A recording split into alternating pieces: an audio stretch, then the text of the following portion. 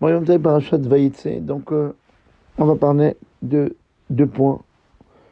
D'abord, on lit de la première rencontre de Yaakov Avinu avec les gens de Haran. Regardez mon rêve, combien la Torah est d'actualité.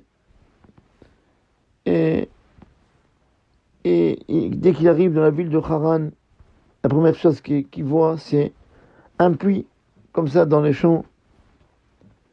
Et là, il y avait 3 troupeaux de menu bétail étaient couchés alentour.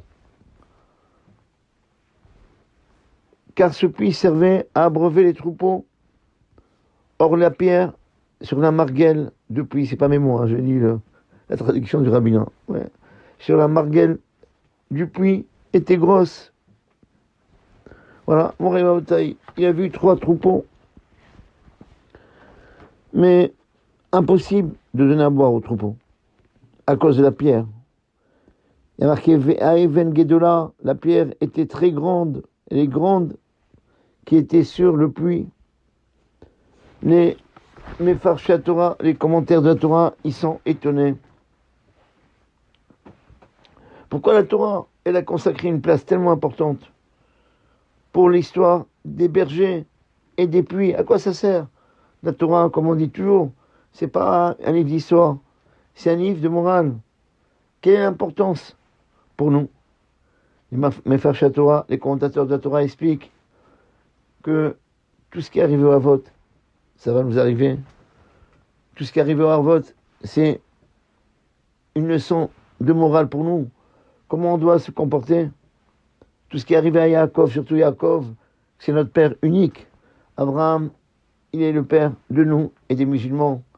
Israël, il est le père, il est notre père, mais le père de tout. Édom, Yaakov, c'est notre père unique. C'est pour ça qu'on s'appelle Béné Israël. Les enfants, on s'appelle pas Béné Abraham, on s'appelle pas Béné Israël, on s'appelle Béné Israël. Parce que si on dit Béné Abraham, c'est vrai qu'Abraham c'est le premier juif, mais on va dire Béné Abraham, mais lesquels? Nous ou les musulmans? Si on dit Béné Israël, nous ou le monde européen? Mais Béné Israël, il n'y a pas d'équivoque. Nous on s'appelle Béné Israël. Tout ce qui t'arrive au Havot, ça va nous arriver, ou ça nous est arrivé, et tout ce qui est arrivé à Yaakov, encore plus. Pourquoi la Torah et nous raconte cette histoire-là? Parce que c'est marqué, Lo Yaakov Yamer Od Shimcha. Dieu dit à Yaakov dans la semaine prochaine, tu t'appelleras plus Yaakov, Kim Israël t'appellera Israël. Et de la même façon que Yaakov Avinu, dans le rêve qu'il a fait dans le Soulam, dans cette échelle, c'est notre histoire. Tout le hatid, tout l'avenir du Ham Israël. Aussi pareil.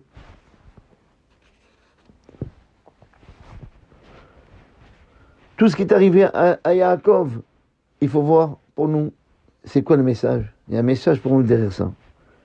Yaakov, qu'est-ce qu'il voit ici? C'est quoi le moussard quand il est là? Yaakov, il voit l'avenir du Ham Israël. Que Eretz Israël, ça sera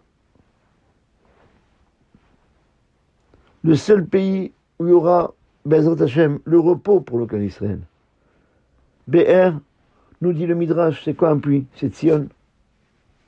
Et de la même façon qu'un puits, c'est le symbole de la richesse. Il y a de l'eau, il y a tout. Eh bien, comme ça, c'est pas un commentaire que moi j'invente ici, c'est marqué dans les Sfarim. Si quelqu'un a besoin de référence, il peut m'appeler. Ainsi, le BR, dans un pays, il y a un puits, eh bien, c'est le symbole de la richesse. N'oubliez pas, j'ai dit à un mariage qu'il y a 3 sortes de sources d'eau. Il y a le Marianne, il y a le bord, il y a le BR. C'est quoi la différence? Le Marianne, c'est fait entièrement par Dieu. La mer, les étangs. Il n'y a pas la main de l'homme. Il n'y a que la main de Dieu. Le BR, c'est les deux. Il y a une source d'eau, mais elle est cachée. Il faut la sortir, il faut la dévoiler. Il y a la main de Dieu, mais il y a la main de l'homme. Mais bord, il n'y a que la main de l'homme. Il n'y a pas la main de Dieu. C'est pas Dieu, on fait un trou et on amène de l'eau. Donc il n'y a que l'homme. Il faut savoir que si nos Havot, ils ont trouvé toutes leurs femmes, pas devant Marianne, pas devant un... Je dis ça, je parle de Marianne parce que j'ai une petite fille qui s'appelle Marianne, que cette semaine c'est son anniversaire. Elle vient, Marianne c'est quelqu'un qui vient que de Dieu, ça Marianne. C'est une source d'eau qui est créée complètement par Dieu. Il n'y a pas la main de l'homme. BR non, il y a la main de l'homme, la main de Dieu. Le bord, il n'y a que la main de l'homme. Et pour nous dire, pourquoi nous avons ils ont trouvé la femme devant un BR, devant un puits, pourquoi pas devant un bord, pourquoi pas devant un Marianne? Parce que pour se marier, il faut faire ishtadout, il faut faire un effort, il faut revenir à sa position, il ne faut pas être bloqué. Il faut, dans un mariage, il y a d'abord la main de Dieu. C'est ça la première chose qu'il faut penser. C'est Akash Baruch Hu qui fait tous les mariages. Rappelez-vous la phrase que Shimshon, il disait toujours, Velo Yada qui met Hachem, Yassava. Il ne savait pas que ça venait de Dieu. Il pensait que lui, il choisissait sa femme. Non, un mariage, c'est devant un BR. Un BR, Moravata, ici aussi. On voit que Yaakov Avinu, il est devant un BR, c'est ça, pour nous dire, voilà, le BR, c'est ça. Il faut savoir que c'est l'Ashkafa du Ham Israël. C'est que Dieu, il ne fait pas tout. Dieu, il ne laisse pas l'homme tout faire. Il faut travailler à Dieu. Et que vous connaissez cette explication que donne le Gaon de Vilna. Quand Hachem, il a créé l'homme, il a dit, Naase Adam, avant de le créer. Faisons l'homme. Ça veut dire quoi? Avec qui il a parlé? Certains ils disent, faisons l'homme. Dieu, il a parlé à l'homme lui-même. Faisons l'homme. Faisons que tu sois un homme. Mais je ne peux pas travailler tout seul. Il faut que toi, tu m'aides. Il faut faire Ishtadlout. Rappelle-toi que quand Hachem a terminé la création du monde, il a dit comme ça se termine par Asher Bara Elohim. Tout ce que Hachem il a créé, c'est la sorte, il faut faire avec lui. Moi, je ne fais pas tout seul. Je fais avec toi. J'ai créé le monde. Voilà, le monde il est là. Maintenant, débrouille-toi. Il faut que tu travailles avec moi. La bracha, toujours, je rappelle, c'est le mot Barech. Barech, c'est quoi? Nous dit le Maral de Prague. Barech, c'est, si on voit la valeur numérique des chiffres, le Bet, c'est 2. Le Resh, c'est 200. Le Chaf, c'est 20. C'est quoi le mot Barech? C'est les unités. Les unités, les dizaines et les centaines du chiffre 2. 2, Resh, 200, Chaf, 20. Pour dire que tu vas voir la bracha. Ne laisse pas que je vais tout faire. Ne fais pas tout toi. Travaille avec lui. Travaille avec lui. Et donc voilà. Et mon réveil, c'est marqué dans les Sfarim. Yaakov Avinu, il a vu l'avenir du Ham Israël. Qu'Eretz Israël, ça sera le seul endroit du repos de Ham Israël. Le BR, un puits, c'est, comme je répète, c'est la ville de Sion. De la même façon qu'un puits, ça symbolise la richesse. Ainsi, Eretz Israël, elle sera pour le Ham Israël un endroit de confort, un endroit où il y aura Beth Hashem, comme il y a aujourd'hui aussi, Beth Hashem, beaucoup plus que les autres pays. Là, un pays de richesse, d'abondance. Ber Maïm Chaim, un puits d'eau vive. C'est quoi? Maïm Chaim, c'est aussi le symbole de la Torah et la Chokhmah. La Torah, l'intelligence. Ainsi en Israël, ce ne sera pas seulement un pays riche matériellement. Ainsi Israël sera pour le Ham Israël. Comme disent nos sages, il n'y aura pas que l'abondance matérielle. Mais il ne faut jamais oublier que le Haramim nous disent un Torah qui Torah d'Eretz Israël. Il n'y a pas une Torah comme la Torah d'Eretz Israël. Il n'y a pas une Torah comme la Torah d'Eretz Israël. Mais par mon expérience personnelle, elle me montre combien de fois je lis des textes et ici en France que j'arrive pas à comprendre, et quand j'ouvre ce livre en Israël, pourquoi? Je ne sais pas. C'est nickel, je comprends tout. Pourquoi? Parce que Avira d'Eretz Israël Markim. L'air d'Eretz Israël il est intelligent. Donc,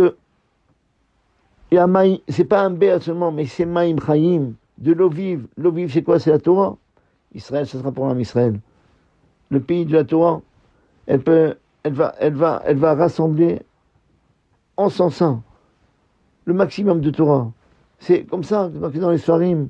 À la fin des temps, il y aura la Torah en Israël. Il n'y a pas un pays au monde où il y a autant de yeshivot, autant de batek issiot, de snaok qu'on a en Israël. Elle va regrouper en elle tous les égarés d'Israël. Et elle va les abreuver de cette Torah. Elle va les abreuver aussi bien de façon matérielle que aussi de façon spirituelle. C'est ce qu'on voit aujourd'hui. Mais, le problème c'est quoi? Malheureusement, la pierre, elle est très grande. sur le puits. C'est quoi Even? La pierre, c'est des divergences d'opinion, des paroles de dispute et des querelles.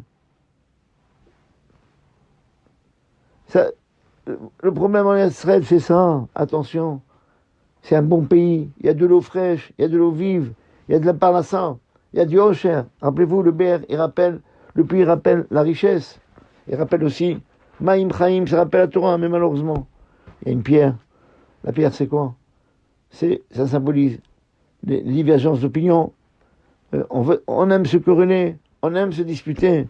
Regardez tout ce qui s'est passé avant le 7 octobre.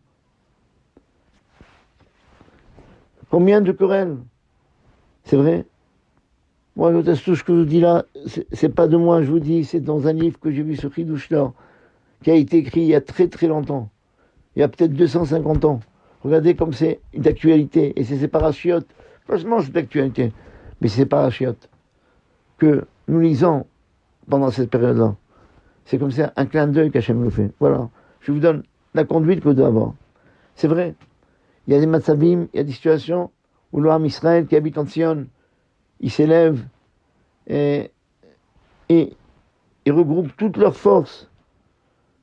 Comme c'est marqué dans le livre que je vous lis. Kegon Bishat Sakana, dans un moment de danger, de moment où on voit l'ennemi s'approcher de nous. Et là, à ce moment-là, qu'est-ce qui a marqué dans le texte regardez comment le texte de Yaakov. It asefu kol hadarim. Tous les troupeaux, ils se rassemblent. Et ça prouve là que Bémet, on a la possibilité d'être meloukadim, d'être unis. Et là, Vishku et Tatson. On peut pas enlever cette pierre. Il faut que tout le monde soit là. Après, il faut enlever cette pierre. Avec la force de tout le monde, on peut enlever cette pierre. Et à ce moment-là, Vishkinu et Tatson, on va abreuver le troupeau. Mais malheureusement, après cette période de Sakana, il faut voir le après. Après l'époque du danger, qu'est-ce qui a marqué dans la Torah? Qu'est-ce qu'ils font? Ils expliquent comme ça les bergers. On enlève la pierre parce qu'on est dans une période de Sakana, il faut donner à boire aux troupeaux. On ne peut pas rester comme ça à se quereller. On a nos ennemis qui nous embêtent. Eh bien, on se rassemble, on enlève la pierre. Le problème, c'est quoi? Après que la sakana, après que le danger passe, il y a marqué dans la Torah, Veishivu et Taeven, comment? Eh bien, ils remettent la pierre à sa place et on devient comme avant. Et à ce moment-là, il va y avoir plusieurs adarim, plusieurs troupeaux, plusieurs partis politiques. Et ça montre que dommage, on gaspille nos forces. Et c'est ça qui donne la force au Goïm.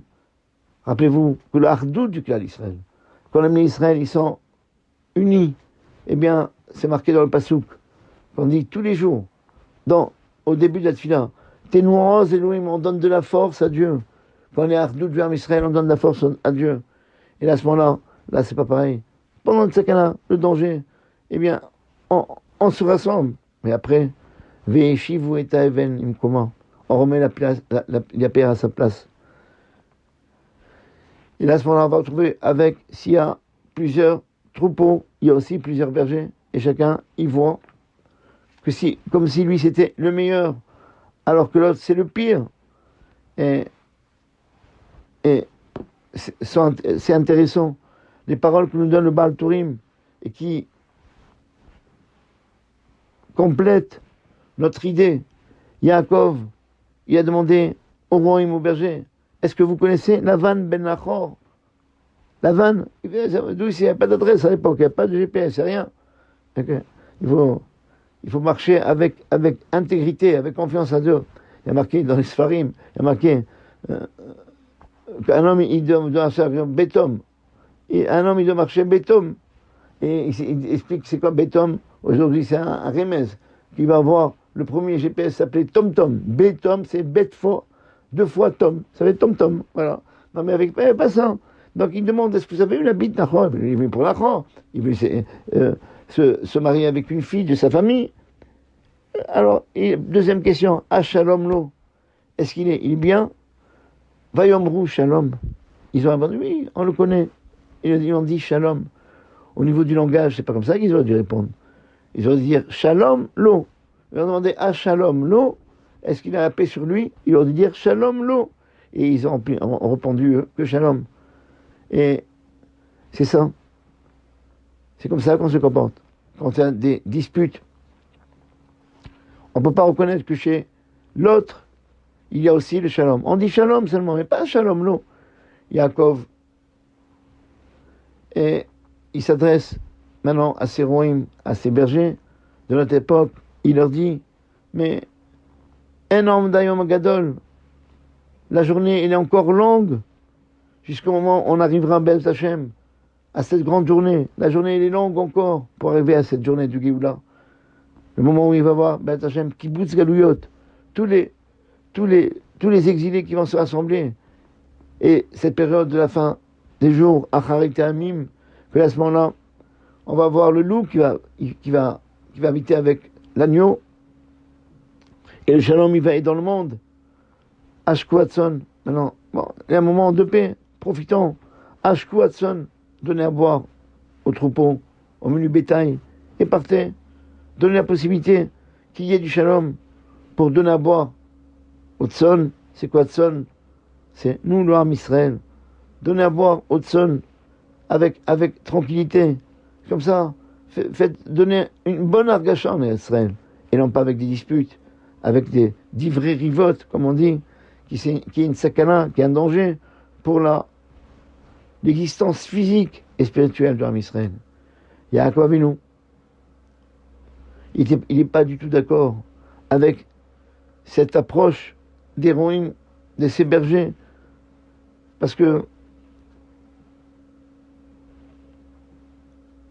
il faut arrêter avec cette façon de penser. Mais lui-même, il s'est approché du Bér, du puits. Et qu'est-ce qu'il a fait? Il a enlevé la pierre du Bér. Lui, c'était le plus jeune.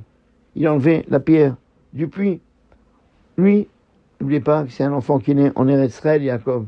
Il sait qu'on peut faire de grandes choses quand il y a le shalom, la paix et la tranquillité dans la maison d'Israël. Il a enlevé la pierre et il n'a pas, regardez Yaakov, regardez dans le texte, il n'a pas fait comme eux. Il n'a pas marqué qu'il a remis la pierre à sa place. Est-ce que les roïm, les bergers, ne sont pas arrivés à faire? Yaakov Avinu, il a fait. Et il y a deux choses qui l'ont aidé. La première chose, qui était Gibor, il était fort dans son corps. Il avait un corps fort, Yaakov Avinu. Et en plus, c'est pas seulement ça. Il était Gibor Barouach, il était fort aussi en esprit. Il venait de sortir du Beth Midrash, de Shem et Ever. Et lui, donc, c'est l'unité, c'est pour ça qu'il s'appelle Becher Shbaot. C'est l'unité de la Gvura, de la force physique et la force spirituelle. Et c'est pour ça qu'il est arrivé à unir le peuple autour du Ber Maim Chaim, de ce puits d'eau vive. Le Midrash, il termine, il complète cette idée que jusqu'au moment que Yaakov Avinu est arrivé, il y avait un frein, il n'y avait pas d'eau, parce que cette pierre-là, elle dérangeait. Et quand Yaakov Avinu est arrivé, tous les gens ont profité. Parce que quand il y a une ardoute, quand il y a l'amour, quand il y a la fraternité entre chaque juif, eh bien, la shrina, elle est là. Et à ce moment-là, il y a une bracha. Voilà, c'est comme ça qu'il faut se rappeler. Cette pierre, c'est tous les problèmes qu'on a. Nous, c'est pas nous. Nous, une pierre, c'est pas comme ça. La pierre, on doit l'enlever. Rappelez-vous que le marat de Prague dit, c'est quoi la pierre, alors que chez les Goïms, on nous lance des pierres. Nous, on n'est pas comme ça. Nous, le Even, c'est quoi? Chez nous, Even, c'est la contraction du mot Av et Ben. Quand le fils et le père, ils sont ensemble, personne, quand on est tous ensemble, si même les générations, ils travaillent ensemble, eh bien, il n'y a rien qui peut nous diviser et que l'homme Israël sera toujours uni grâce à ça. Et c'est ça la force de Yaakov. Yaakov Avinu, rappelez-vous, qu'il y avait un mitachon b'Hashem, une confiance en Dieu tellement grand. C'est pour ça qu'il lui a donné quelqu'un qui ne fait pas de calcul, quelqu'un qui ne calcule pas, comme Avinu, combien de fois il a eu du mal à travailler avec ce Lavan, qui le roulait à chaque fois. Il roulait à chaque fois. Et Yaakov Avinu, il a marqué les années du travail, par exemple, il a travaillé pour Rachel. Ces jours de travail, c'était pareil le premier jour comme le dernier jour. Ça veut dire quoi? Ça veut dire que quand quelqu'un il rentre dans un boulot, quelqu'un qui rentre dans un travail, le premier jour, il travaille avec tout son cœur. Il veut montrer ses capacités. Mais après, le train-train quotidien, il s'installe. Il travaille un peu moins. Yaakov Avinu, comme il dit à ses femmes, va vichem et telbi, votre père, il s'est moqué de moi. Il m'a donné mon salaire plus de 10 fois. Mais j'ai travaillé, malgré, je veux dire, c'est pas normal, et grogné, et grinché, comme aujourd'hui on voit. Mais lui, il n'a pas fait ça. Lui, il a travaillé Béné Manout. Et c'est ça pour lui, avec quoi? De la bracha. Il a voulu, à un moment donné, quand il a vu que Yaakov Avinu voulait partir, il était conscient, Lavan, que toute la bracha qu'il avait, c'est pas par son srout à lui. Loin de là, son mérite. C'est vrai que c'est par le srout de Yaakov. Et Lavan, c'est là où il propose. Quand quelqu'un va quitter le boulot, c'est dommage que des fois, des patrons, ils se rappellent que malheureusement, ils ont exploité toutes ces années leurs salariés. Et quand ils veulent partir, on dit non, comme il a dit Lavan, non, je vais te changer ton salaire, je donne un bon salaire, reste avec moi. Il était conscient que la bracha venait pour lui. Mais il était conscient que la bracha venait par le srout de Yaakov. Et donc, il a essayé de le faire revenir sur sa décision. Et Lavan, il a voulu fixer un salaire fixe pas comme maintenant, chaque fois il changeait le salaire, avoir un salaire fixe, la tranquillité, depuis le début. Mais Yaakov Avinu, il a refusé. Il dit à Lavan, l'otitelni meuma, ne me donne rien.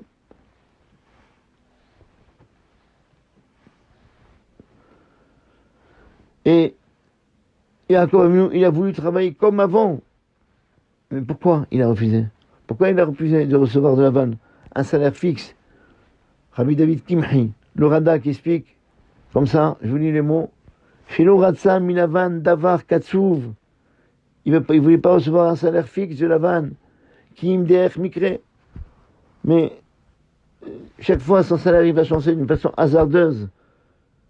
Pourquoi? Parce que Yaakov Avinu, il savait que si quelqu'un, s'il reçoit un salaire fixe de Lavan, alors il peut oublier, il peut tomber dans le panneau il va penser à un moment donné que je suis plus dépendant. Son bitachon bachem, il va baisser. Mais il a voulu d'être nourri, de recevoir son salaire directement par la main d'Hachem.